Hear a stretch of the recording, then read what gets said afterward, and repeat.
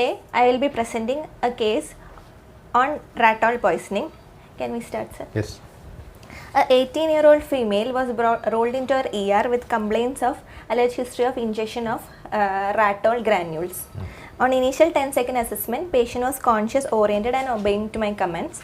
On primary survey, her airway is patent. There is no pooling of Any secretion. poisoning smell is very important. You have to document it, whatever may be the poison.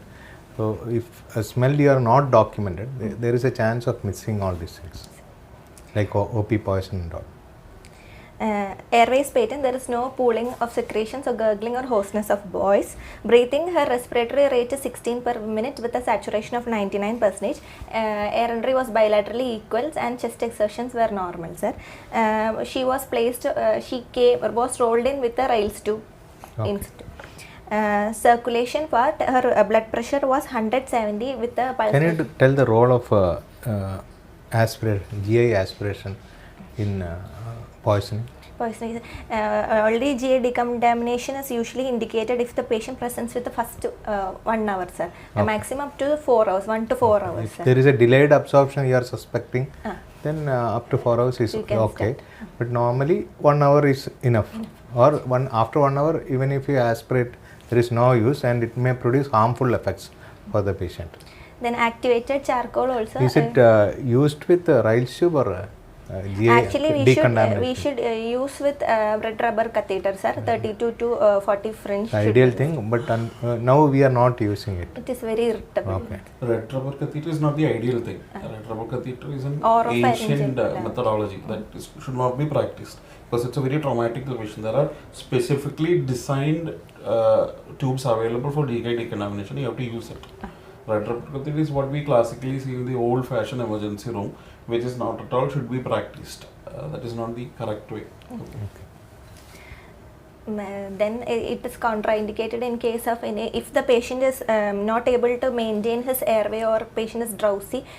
We usually doesn't prefer gastric lavage, sir.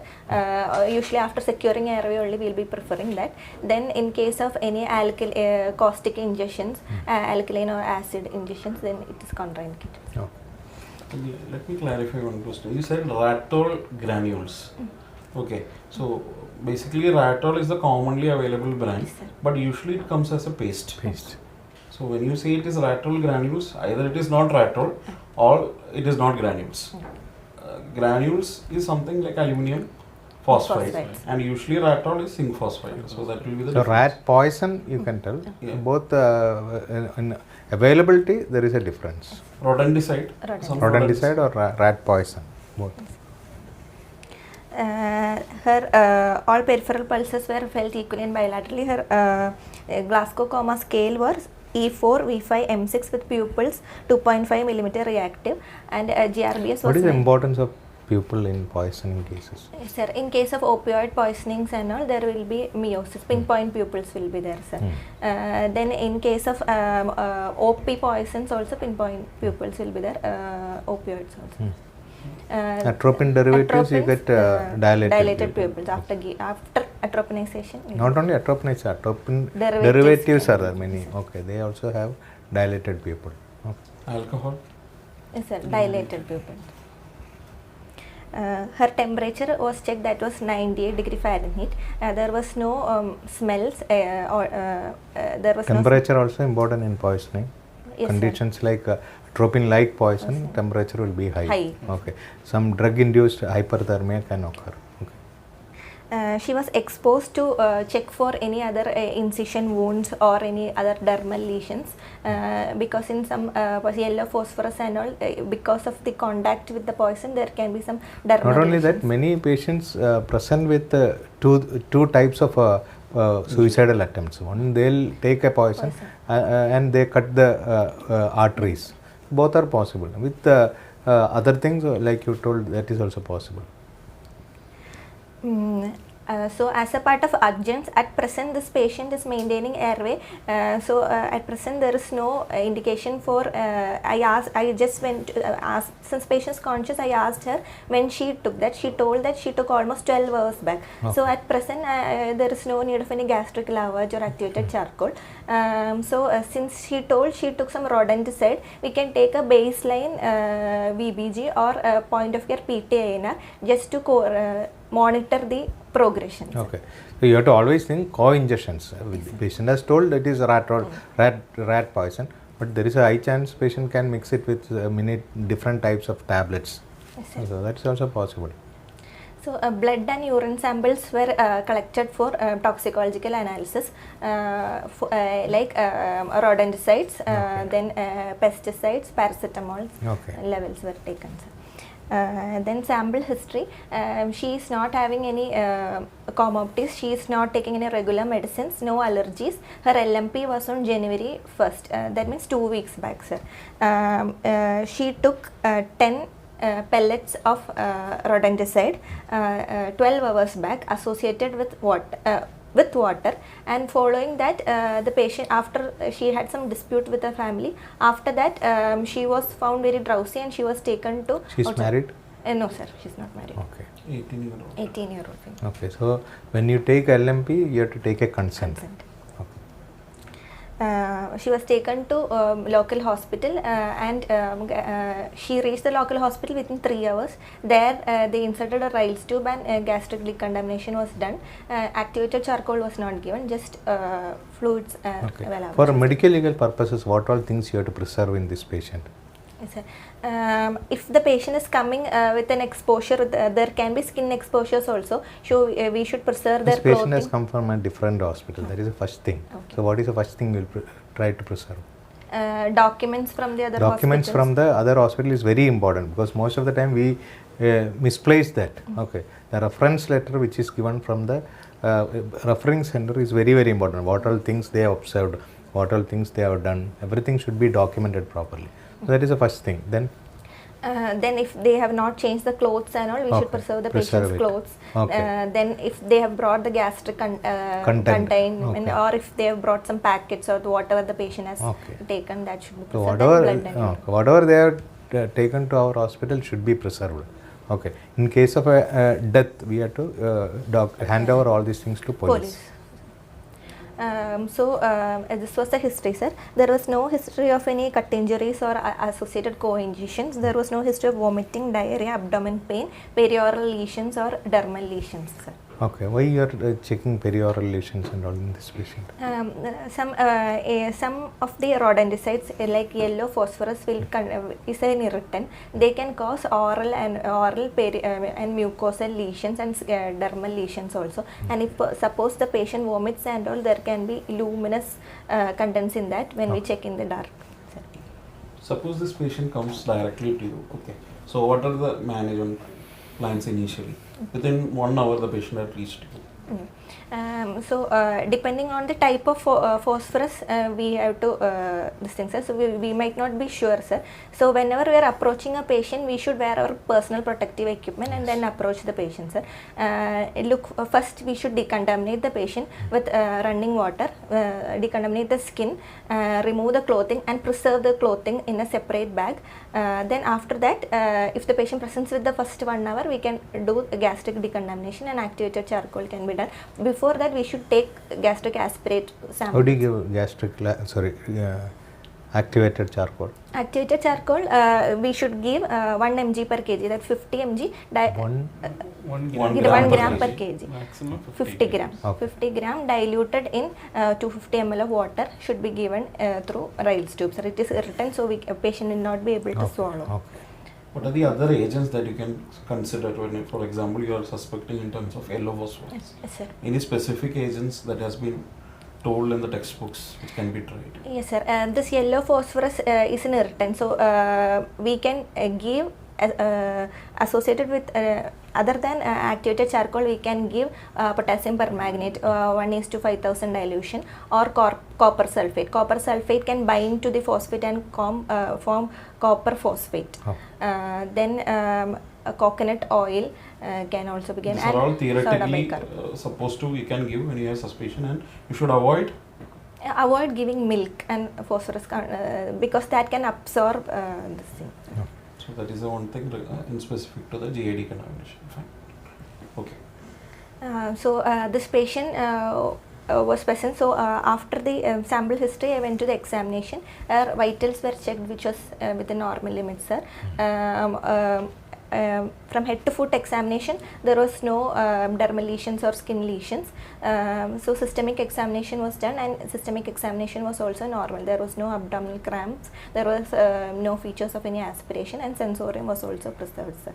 Okay. So she was admitted into her ICU. So since there is a history of ratol ingestion, she can go into further stages of poisoning, sir. When are you expecting the further stages? In Sir, this way? initially patient will be having only nausea, vomiting, Okay. mild abdomen pain and all. After that will be in the first day.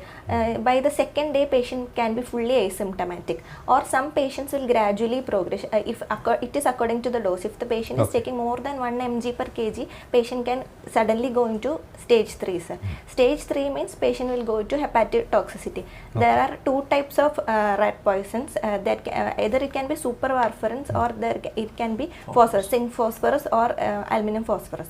So if it Aluminum is phosphide. aluminum phosphate, so if the patient is taking super warfarins, the patient will go into bleeding manifestations, prolongation of the PTINR will be there. What bleeding is this? Why they are called as super warfarins? because it is a second generation Kumaran derivative, Okay. sir. It is What is the difference from a warfarin to super warfarin? more action. More action may not be correct because Potential. it is long acting actually. It may act for nearly 1 week comparing to warfarin. Warfarin also acts for 1 week. By 1 week the potency will slowly come down. But this will last for nearly 1 to 2 weeks. That is a problem. Okay, that's why they are called as potency is there, but duration of action is also more. Then in this yellow phosphorus, if the patient is taking that, patient will go for hepatotoxicity. Features of hepatotoxicity like hepatomegaly, tender hepatomegaly, hepatic encephalopathy, stupor, coma can be there, and renal failure, acute kidney injury, hematuria can be there, and patient can go into recurrent hypoglycemic episodes. And hemolysis can be, and electrolyte abnormalities can be there. Hypocalcemia, hypomagnesemia, and hypokalemia can also be there. Okay. With phosphorus. All these things when you are expecting in this case? In the stage 3, sir. That means means- after 3 to 5 days. Okay, so after 72 hours, slowly PTINR starts elevating. So that time you expect all this complication. Okay. Most important thing, when you brief the family, they will feel that the patient is improving, the symptom has improved. The usually 3rd day, 4th day only, the patient will start deteriorating. That you have to clearly explain the family what is going to happen. So they will feel that first day there was some vomiting, second day the patient is fully normal, she is taking normally, her feeds, everything. But only after that 4th day only the deterioration will start. So that is very important. They should understand this, and they should be clearly made available that there is no specific antidote available. So the people will feel that you can give, why are you not giving antidote to this patient? There is no specific antidote available, and all the prognostication has to be done the initial day itself.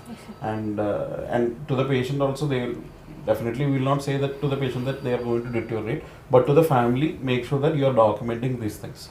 Because they will say that the patient had come here, they were apparently normal, and they didn't do any treatment, and they have started deteriorating after the 4th day. So that is the thing with this zinc phosphate, aluminum phosphate. Fine. So in the initial, when the patient presents with in the initial stage itself, we will be starting on maintenance fluids, sir, and dextrose solution can be started, and we can give N-acetylcysteine. N-acetylcysteine, there is actually no proven benefits for that, but some studies say that we can give as if we are giving for a paracetamol poisoning. N-acetylcysteine is not recommended in many guidelines, but we can use it like paracetamol poison, or even now it is recommended in acute liver injury due to various causes. Here also we can try. Some patients, they show improvement. Definite indication is not there. These are off-label indications. Okay. Then glucose monitoring should be checked every 6 So hours. what is the dose you give N-acetylcysteine? In paracetamol poisoning, we will be giving 150 mg. In the first 21-hour protocol, we will be given 150 mg per kg in 200 ml D5 water over 15 minutes, and then followed by 500 mg per kg in 500 ml NS over 4 hours. Then 1000 mg per kg in. What was given for this patient? This patient, we just give N-acetyl Bronac infusion 600 mg per kg per hour, sir. Okay, per hour infusion. Again, PCM overdose, there is definitely a role for N-acetylcysteine. And they have a guidelines. Guidelines. Clear-cut guidelines. So we need not use that dose for an other ACLF and maybe for other toxicity. We can go with maybe 300 to 600 mg per hour infusion, maybe to the first 48 hours. That will be the maximum. Followed by maintenance infusion will be fine for. Yeah, that will be the correct little bit, because there is no evidence as such. But the only thing is that some treatment or something to offer to the patient is only N-acetylcysteine. So it can prevent some toxicity. That is only thing. Then we should monitor for the bleeding parameters, sir. PTINR should be monitored every 3 to 4 hourly, and LFTs, worsening of the SGOT and SGPT also should be monitored. Okay. The problem of SGOT, SGPT is initially it will be elevating very high. Once the liver failure, that means liver necrosis occurs, it may not increase at all. So you may think that it's not increasing, patient is improving. So that's a very bad sign. Suddenly, if LFT is becoming normal means or coming down is very bad thing. Okay. Factor, which factor is affecting? 2, 7, 9, 10 will be affected. Okay. Any specific zinc phosphorus and any von Willebrand factor, any correlation is there? Factor 8 and von Willebrand is there, because factor 8 is bounded to von Willebrand. Also von Willebrand is required for platelet adhesion also. If the von Willebrand factor level is very low, that means it indicates a bad prognosis, sir. Okay. So PTNR elevation is a good indicator for liver injury. When will you get alerted in terms of PTNR values? PTNR values, we should monitor, and if it is elevating more than 1.5, we should get alerted, sir. Okay. 1.5 is a very important target. If it is more than that, should be very careful. Okay. So what do you do when it increases 1.5 to what you are going to do? Yes, sir. So in this condition, we can plan for to prevent the liver transplant, which is the which is the last treatment. We can plan for a cytosorb or plasma exchange if at all the patient's INR is worsening. Extracorporeal correction of toxins. These are indicated mainly for yellow phosphorus poisoning, and the patient should not meet the King's College criteria. Before meeting the King's College criteria, if we are doing ECMO or cytosorb, that will be better, sir. Okay. Thing is that you should have a clear-cut idea where the patient should be in a center where there is a facility for liver transplant. That should be the first thing. So such patient comes in a peripheral setup, they should be referring this patient to a center where a liver transplant can be offered. Then meanwhile you have some time for liver transplant. Either you don't get the donor correctly, so the patient is deteriorating. At that point of time, you can definitely think in terms of the cytosorb therapy as a bridging between your initial management and to the liver transplant. And liver transplant will be the final answer to this, because many other people cannot afford a transplant, or maybe you won't get a correct donor at the correct time. So during that time, the reasonably good outcome with especially with yellow phosphorus has been shown. There are some Indian articles that has come up showing a reasonable outcome. So our experience also is for zinc phosphate, we have few patients who had recovered with plasma therapy exchange and cytosorb therapy. So definitely it can be tried. Cytosorb therapy is definitely superior over just routine plasmapheresis. So you'll have two types of patients. One patient is ready for liver transplant, he meets all the criteria of liver transplant. Other patient, either they are not ready for the liver transplant or they are not meeting the criteria of liver transplant. How do you manage that other type of patients? That is a common thing, because in India you cannot transplant every patient. We'll have to medically treat most of the patients. How do you medically treat this patient? Medically treatment, sir. NSTL cysteine you cysteine told. can be- Okay, can what be- else we can? Patient can go in for coagulopathy. We can what manage the coagulopathy. How do sir. you manage? If the INR is more than worsening, initially we can try oral or injection vitamin K. How do you give vitamin K? What Vitamin is the K dose? oral injections, oral tablets are 1 to 2.5 mg to 5 mg and 10 mg tablets are available. IV? IV, 1 ampule contains 100 mg. Sir. Okay. 100 or 10? Sorry, 10 10 mg. mg. So 10 mg IV can be given, 3 days you can give. That will correct most of the vitamin K dependent coagulation factors. That is one way of treating the patient. Other one is fresh frozen plasma. Frozen plasma. Okay, only problem is this can mask the deterioration. So when you are giving FFP and vitamin K, PTINR may not elevate, that will become normal, but liver will get damaged. So if you are not planning for liver transplant, then this will be a good option. If you are planning for liver transplant, you allow the PTINR to elevate and see what is happening to the PTINR. Only when you are transplanting, then only you meeting the criteria, decide for transplant, then you can treat the coagulopathy. Otherwise, it will be you will get a false information. That is the only issue. Okay. But some patients will go to hepatic encephalopathy. That also we should treat.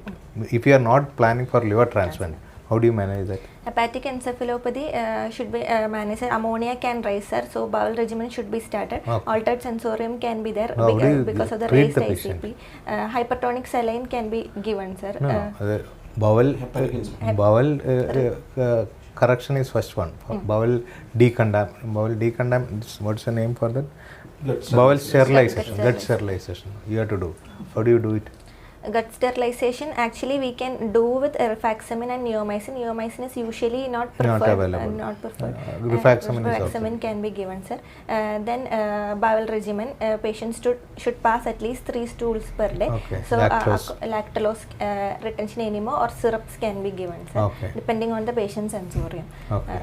Then for the neurological part, there can be hepatic encephalopathy part. Some studies are telling that to prevent the raised ICP, hypertonic saline Okay. can be given. Okay. Then patient can go in for seizures and all. In such cases, benzodiazepines are Okay. also given. Benzodiazepines are not very good drug because that prolongs the sedation in Sedation. CLD. Okay, that is the only issue. So many patients who are coming under this King's College criteria, even without transplant, they have survived with the same type of treatment because they are not ready for transplant. But that is a criteria given for transplant in international guidelines. Okay. Suppose this patient becomes agitated in the emergency room. Okay, he has gone for a full-blown hepatic encephalopathy. How will you plan the sedation? Sedation. Which agent we will choose? Short-acting agents will be usually preferred. Which agent? Usually midazolam is hepatic Which will be the best degenerative. agent for Lorazepam will be better. Dexmedetomidine. It is better. Dexmedetomidine will be the best agent for this patient. Maybe if you have some concern regarding hypotension, maybe you can avoid bolus dose and you can just start on infusion. So Dexmed will be the preferred agent. That you have to, one thing that you need to remember. If this patient is having, because that is the one routine thing that will happen. They will be having acidosis. The lactate will start going up. They will be already having hepatic encephalopathy. So they will be agitated. So Dexmed will be the preferred agent. Then what are the electrolytes that you need to be bothered? You said regarding some electrolytes. Specifically, why? Because of the phosphate binding, there can be some electrolyte abnormalities. In yellow phosphorus poisoning, there can be hypocalcemia and hypokalemia, and zinc phosphate poisoning, hypomagnesemia is observed, sir, because of the binding. The most important thing is hypoglycemia. Hypoglycemia. So recurrent hypoglycemia, what does that indicate? Because the gluconeogenesis is not happening, sir. So that is a, Liver failure. the patient is going for a liver failure. That is a bad prognostication. So hypoglycemia, lactate levels, acidosis. Definitely it is going to be, the mortality is going to be high for this group of patients. How do you control seizures in this patient? Seizures, actually benzodiazepines are Okay, short-acting benzodiazepine can be given, but only thing like Prolonged previously sedation. it may produce prolonged sedation. So you can use it, but in emergency. Otherwise, try to avoid. What are the other good, better drugs? Levetiracetam in case of Levetiracetam is one liver of the failure. best drug which can be used in liver Liver failure. failure. Phenytoin, phosphonatoin, phenobarbital, all can be given, but all these things can aggravate the liver problem. If you are planning for a liver transplant, nothing is, all these things are immaterial. We are going to transplant this one. Okay. Otherwise, levetiracetam is a good drug. Any role for antibiotics for this patient? Yes, sir. Antibiotics, if at all the patient go for acute liver failure, antibiotics are usually given. Broad spectrum Usually means why we are giving antibiotic. Prophylaxis For what? Sudden immunosuppression might be liver there. failure. Another thing is he is having bleeding manifestations, so chance of again infection is very high. Okay, intra-abdominal infection, especially inside the gut.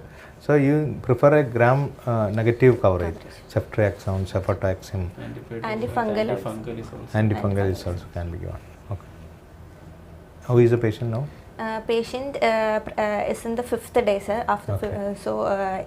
at present, patient's INR is not deteriorating. Okay. We have sent for a urine and blood samples for toxicology analysis, and Okay. urine is showing content, phosphorus content is there.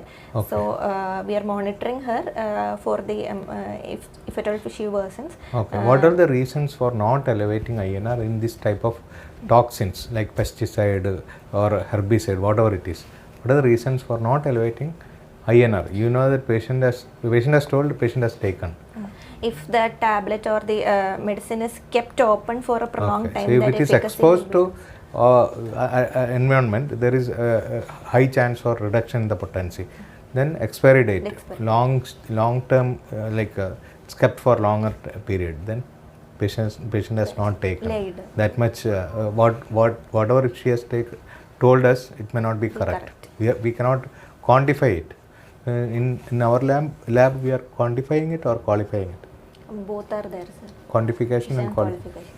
Okay. So quantity is measured. A qualitative measure only report has come, sir. Okay. In the urine only it is positive. Okay. Anything else? Yeah, suppose you are planning to discharge this patient. Okay, once she is recovered, what are the basic things that you do for all deliberate self-harm? First psychiatric evaluation should be kept, sir, because there can be a tendency to repeat that. Then parents should also be counseled regarding the same, sir. Then if at all there is some issues, police intimation should be given. Should we intimate all poison? Usually if the patient dies only, it becomes an MLC. Not only that, all documentation should be like an MLC case only. But police case, it will become a police case if patient dies, or if you think that patient is deteriorating very fast, you want to take a dying declaration or something, then it is better to inform the police. So information to police doesn't mean that it's going to become a police case. So we can inform to make it a police case or not. That is depending on the police person, not doctor's decision. But better to inform the police so that if there is a foul play, it can be picked up by the police. Okay, thank you.